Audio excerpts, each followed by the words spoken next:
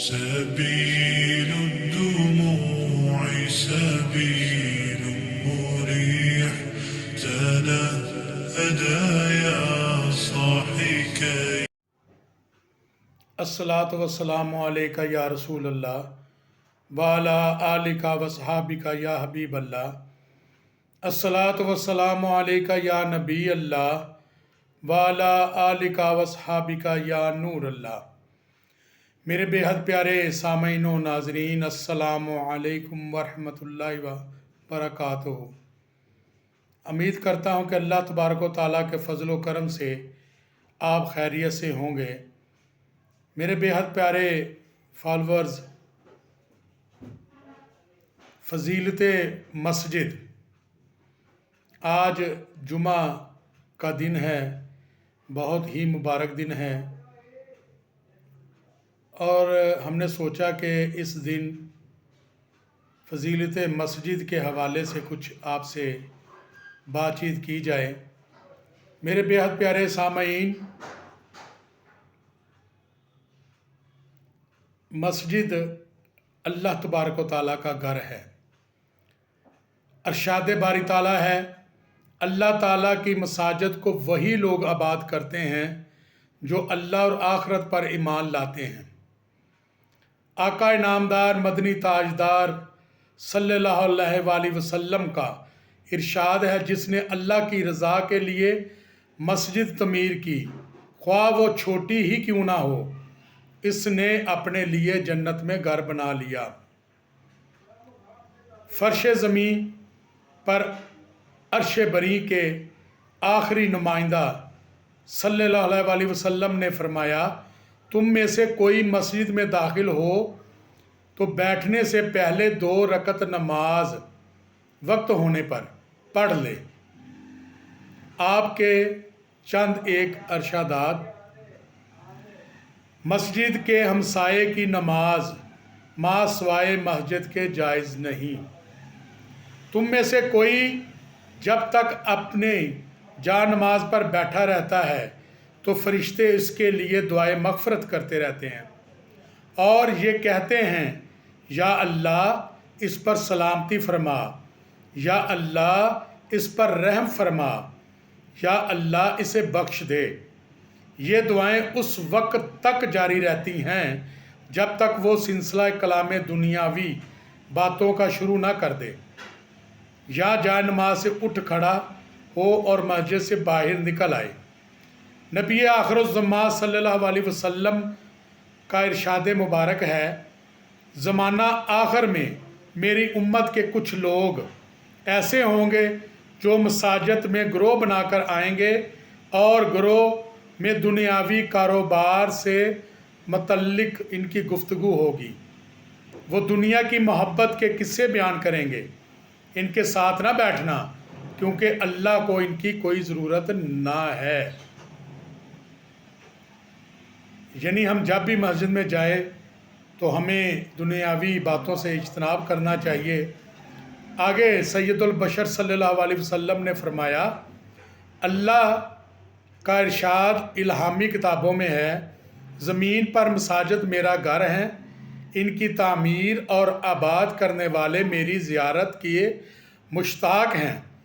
اس لیے خوشخبری ہے، جو گھر میں وضو کرے اور میرے گھر آ کر میری زیارت کرے، میرے لیے ضروری ہوتا ہے کہ آنے والے زائر کو عزت و وقار عطا کروں، یعنی اس کی دعا قبول کی جائے، اس کی دعا قبول کی جائے۔ سرور کائنات صلی اللہ علیہ وسلم نے فرمایا، جب تم ایک ایسے آدمی کو دیکھو جو مسجد میں آنے کا عادی ہو تو اس کے ایمان کی گواہی دو۔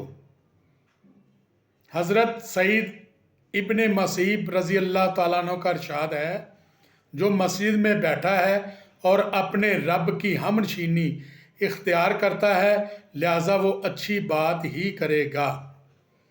ایک حدیث ہے، مساجد میں فضول دنیاوی باتیں نیکیوں کو اس طرح کھا جاتی ہیں جیسے جانور چارہ کھا جاتا ہے۔ امام نخعی رحمۃ اللہ علیہ کا قول ہے، صحابہ کرام رضی اللہ تعالیٰ عنہ کی یہ رائے تھی۔ رات کی تاریکی میں مسجد میں بالغرض عبادت الہی آنے والے کے لیے جنت واجب ہو جاتی ہے۔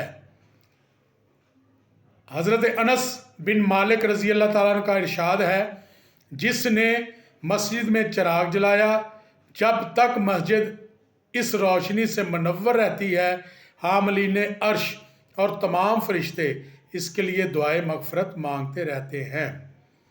حضرت علی کرم اللہ وجہہ رضی اللہ تعالیٰ عنہ فرماتے ہیں، جب آدمی مر جاتا ہے تو جائے نماز کی وہ زمین روتی رہتی ہے جہاں اس سے اس کے اعمال آسمان کو جایا کرتے تھے۔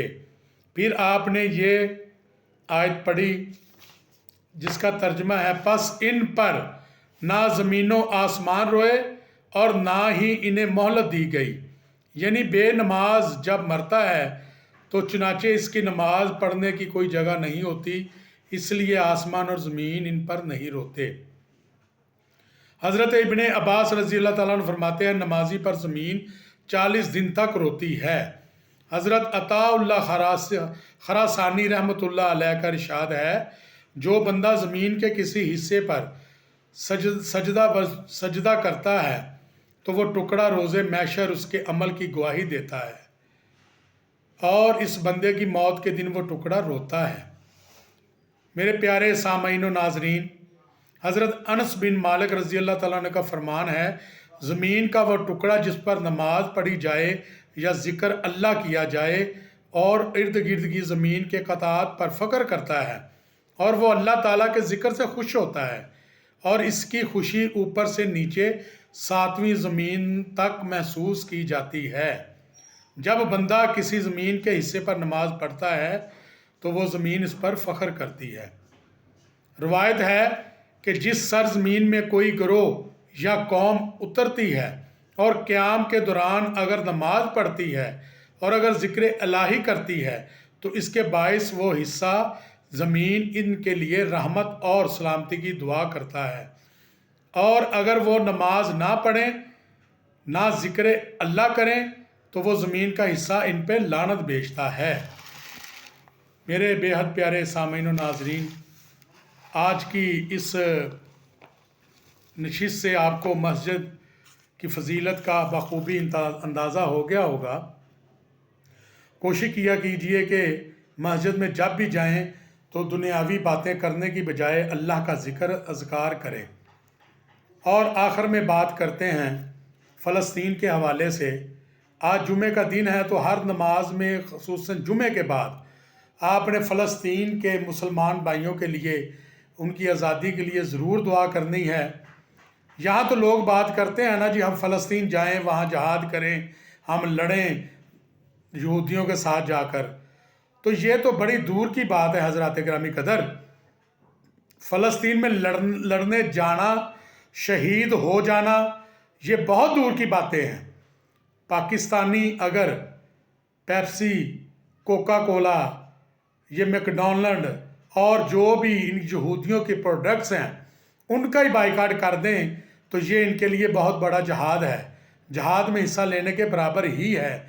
تو لہٰذا کوشش کریں کہ ان چیزوں کا بائیکاٹ کریں جو یہودیوں کو نفع پہنچاتی ہیں، اور ہمارے ملک فلسطین کے مسلمان بھائیوں کی شہادت میں ان کا حصہ پڑتا ہے۔